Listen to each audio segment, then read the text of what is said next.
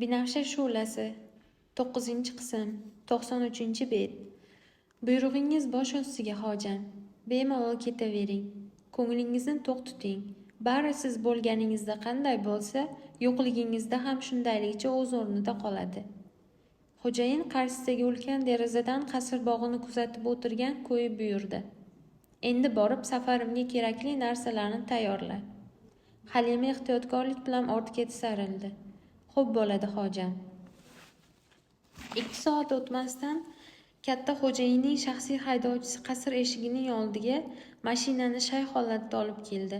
So'ngra xo'jayinni qiynalmasdan o'tirish uchun mashina eshigini ochib, uni kutib turdi. Uning ortida esa soqchilar mashinasi turardi. Ular xo'jayinni aeroportga eltib qo'yish uchun kutib turishgandi. Xo'jayin ichkaridan chiqib, mashinaning ochiq eshigiga yaqinlashdi va xodimlar bilan turgan Halimaga o'girildi. Halima, yo'qligimda Hayoga ko'z quloq bo'l. Halima boshini quyi solib javob qaytardi. Xavotir olmang hojam. Siz boringizda ham, yo'g'ingizda ham 2 ko'zim xonimda bo'ladi. Xo'jayin mashinaga mindi. Haydovchi esa uni ortidan eshikni ehtiyotkorlik bilan asta yopib, tezda mashinaning haydovchi o'tiradigan o'rindig'iga yugurib bordi. So'ng u ham mashinaga o'tirib, o't oldirdi va aeroport sari hayday boshladi. Uning ortida soqchilar mashinasi ham ergashdi. Xo'jayin ketgach, Halima xodimalarga tushlikka tayyorgarlik ko'rishni buyurdi. Xodimalardan biri Halimaga: "Lekin xonim, uyda Hayo xonimdan boshqa hech kim yo'q-ku, xonim esa uxlab yotibdilar", dedi. Halima ro'parasidagi ko'm-ko'k ufqqa bir nazar soldi-da, qasrning asosiy eshigidan chiqib ketayotgan ikki mashinaga qaradi. Katta xo'jayinning buyrug'i shunday. Shunga muvofiq ular uyda bo'ladimi, yo'qmi? 3 mahal xo'jayin, rafiqasi va qizi uchun dasturxon shay holatda turmog'i lozim. Qani bo'la qolinglar, vaqtni behuda ketkazmanglar. Xizmatkorlar bir ovozdan "xo'p bo'ladi" deb qasr ichkariga kirib ketdilar. Kun bir maromda davom etdi. Tushlik dasturxonni qanday yozilgan bo'lsa, shundayligicha Halima buyurgandek, unga hech bir kimsaning qo'li tegmagan holda yig'ishtirib olindi. Kech tushganda esa xodimalar kechki taom dasturxonni tuzashni boshlashdi. Ular shu asnoda tepa qavatdan tushib, qasr eshigi sari tez-tez qadam tashlab ketayotgan Hayoni ko'rishdi. Xizmatchilar qilayotgan ishlaridan to'xtab, nima qilishni bilmasdan talmovsiragancha bir-birlariga qarab qolishdi. Chunki Hayoni to'xtatishga yoki gapirishga hech birining haddi sig'masdi. Zero bu Halimaning vazifasiga kirardi. Halima esa bu paytda yon atrofga ko'rinmasdi. Hayo eshikni ochib, qasr darvozasi tomon shoshilgancha jahl bilan shahdam yurib ketardi. Xodimalardan biri sherigiga ishora qilib xavotir bilan "Tezda Halima xonimni top va unga vaziyatni tushuntir", dedi. Xodima yugura-yugura qasrning har qarichidan Halimani qidira boshladi. Bu orada Hayo darvozaga yetib bordi. Soat kechki 9 ga yaqinlashib qolgandi. Soqchilardan biri ehtiyotkorlik bilan Hayoning yo'lini to'sib, biroz xavfsiragan holda xavotir aralash tabassum bilan so'radi. "Hayo xonim, qayerga ketyapsiz?" Hayo qovog'ini uyib, "Yo'limdan qoch Hasson", dedi keskin ohangda. Hasson kaftini ishqalab iltimos qildi. "Iltimos Hayo xonim, xo'jayindan gap eshitishni istamayman." Hayo Hasson va uning atrofidagi soqchilarni pisand qilmasdan yurishda davom etdi. "Qani ko'ramiz, qay biringiz meni to'xtatishga jur'at qilarkansiz?" Soqchilardan biri Hayoni qasrdan tashqariga chiqishdan to'smoqchi bo'lib qo'lini cho'zdi. Hayoga yetib bormasidan oldin uning tajribaliroq sherigi cho'zilgan qo'lini ushlab, "Xonimga teginma" degandek boshini silkitdi. Hayo o'qraygancha shahdam qadamlar tashlab, Aminning uyi tomon tez yurishda davom etdi. Hayo Aminning uyiga yetib borgach, ostonada turib eshikni qattiq taqillata boshladi. Amin eshikni ochib, Hayoni ko'rishi bilanoq tabassum qilib so'radi. "Alhamdulillah, salomat ekansan. Ahvoling yaxshimi?" Hayo asabiylashib Aminga baqira ketdi. "Ahvoling yaxshimi deysizmi? Siz menga nima qildingiz?" Amin taajjublangancha javob qaytardi. "Hech narsa."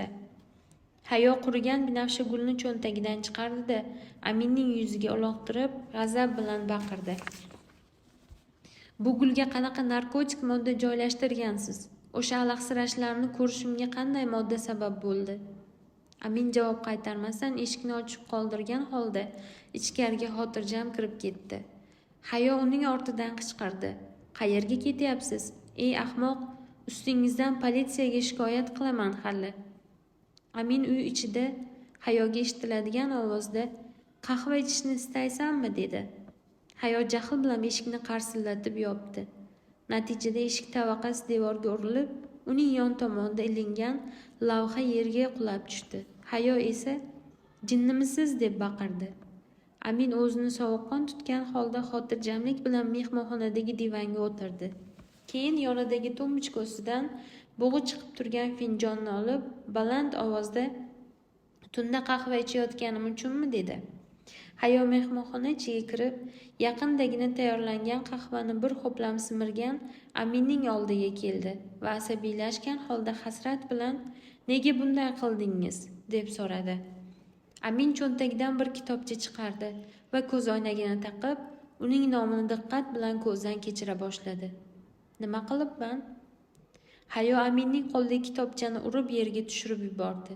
Amin yerdagi kitobchaga qarab, oq tortgancha Hayoga dedi. Qani kel, anavi yerga o'tirgin. Hayo g'azab bilan yerto'laga olib boruvchi yo'lga ishora qildi. Anavi yerto'lada menga nima qilganingizni aytmaguningizcha hech qayerga o'tirmayman. Amin boshini ko'tarib, Hayoni yosh va g'azab to'la ko'zlariga qarab, vazminlik bilan dedi. Senga kitob o'qitdim xolos. Hayo asabiylashib ketdi. Kitob? Qanaqa kitob? Men uzoq yillar davom etgan butun boshli bir hayotni yashadim. Hatto o'zligimni, kim ekanimni unutdim. Menga qanday giyohvand modda berdingizki, bu darajada aniq-tiniq tafsilotlar bilan butun boshli hayotni yashadim. Uni hidladimu, barcha voqealarni go'yo rostdan sodir bo'lgandek his qildim. Amin ko'z oynagini yechib so'radi. Ular sodir bo'lmadi. Ular haqiqiy emas. Kim aytdi senga? Hayo battar tutaqib ketdi. Nima? Ularni haqiqiy demoqchimisiz? Ustimdan kulyapsizmi? Amin cho'ntagidan paxta mato chiqarib, ko'z oynagini artdi. Sen hozir ilk bosqichda sodir bo'ladigan holatdasan. Bu tabiiy. Biz ham oldin bu bosqichdan o'tganmiz. Biz, ya'ni Amin ko'z oynagini taqib Hayoga qaradi. Bu kutubxonadan kitob o'qiganlarning hammasi. Hayo qo'llarini boshiga qo'ygancha Amindan uzoqlashdi. Tush ko'rayotgan bo'lishim kerak. Amin barmoqlarini bir-biriga kirishtirib, xona o'rtasida u yerdan bu yerga aylanayotgan Hayoga qarab turdi. Senga shuni aniq aytishim mumkinki, yashaganlaring tush yoki xayol emas. Hayo u tomon o'girilib so'radi. Nima unda? Sehrmi? Amin boshini silkitgancha shiftga qarab, o'ychan javob qaytardi. Shunga yaqin desa ham bo'lsa kerak. Hayo Aminning oldiga biroz yaqinlashib, barmog'i bilan unga ishora qildi. Siz sehrgarmisiz? Hayoning gapini eshitgan Amin qappaygan qornini qimirlatib, xoxolab kuldi. Sen nazarda tutgan sehr tamoman boshqa narsa. Nimani nazarda tutyapsiz unda? Bilishing shart emas. Men bilan sodir bo'lgan holatning sirini bilishim shart. Amin tinchlanishni boshlagan Hayoga sinchiklab qaradi. Senga yoqdimi? Mazza qildingmi? Hayo inkor ohangda nimadan mazza qilaman? Amin Hayo biroz oldin tushirib yuborgan kitobchani olish uchun engashdi. Siz o'yin qilishda so'z o'yini qilishda davom etamizmi Hayo? Sen endi oldingi qizcha emassan. Eng kamida aqling oldingidek emas. Ehtimol jisming 12 yoshdadir, lekin o'sha kitob senga oddiy savolga javob berish uchun yetarli bo'ladigan bir necha yillik hayotiy tajriba va bilimni taqdim qilganini yaxshi bilaman. Hayo qarama-qarshi tarafdagi divanga borib o'tirdi-da, parishon xotir yerga qarab qoldi. Men o'sha kitobning ichida bir necha yillarni o'tkazdim. Turmushga chiqdim, sevdim, oshiq bo'ldim, yig'ladim, kuldim. Farzandli bo'ldim, erishdim, boy berdim. Yillarni qamrab olgan butun boshli hayot. Boshqa kitobga tayyor bo'lishing uchun atayin o'sha kitobni tanlagandim. Hayo boshini ko'targan holda Aminga hayratlanib qaradi. Boshqa kitoblar? Men yana o'sha kitoblardan birini o'qib, unda yillarimni, sog'lom fikrlashimni yo'qotishga yo'l qo'yadi deb o'ylaysizmi? Uni o'qib nima yo'qotding? Nima demoqchisiz? Savolim quyoshdan-da, tun zulmatidagi to'lin oydan-da ravshan. Hayo qo'lini ko'ksiga qo'yib, hasrat bilan dedi. Barcha narsani yo'qotdim. Ko'z ochib yumguncha butun boshli hayotimni yo'qotdim. Bu alamli emasmi axir? Ha, shunday, lekin uning boshqa yorqin tomonini ko'rmayapsan. Hayo yig'lab yubordi. Suyganlaringni yo'qotishning yorqin tarafi bo'lmaydi. Amin qo'lidagi kitobchani Hayoga uzatdi.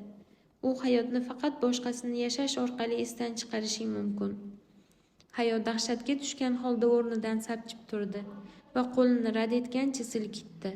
Yo'q, unaqangi beshafqat tajribani yana bir bor sinovdan o'tkazishni istamayman. Amin qo'lidagi kitobni uzatishda davom etdi. Hali bu kitobni yaxshi ko'rib qolasan. Hayo shubha va xavotir aralash Aminning qo'lidagi kitobchaga razm soldi-yu, lekin hech narsa demadi. Amin qo'lidagi kitobchani aylantirdi. Menga ishonaver, u senga juda yoqadi.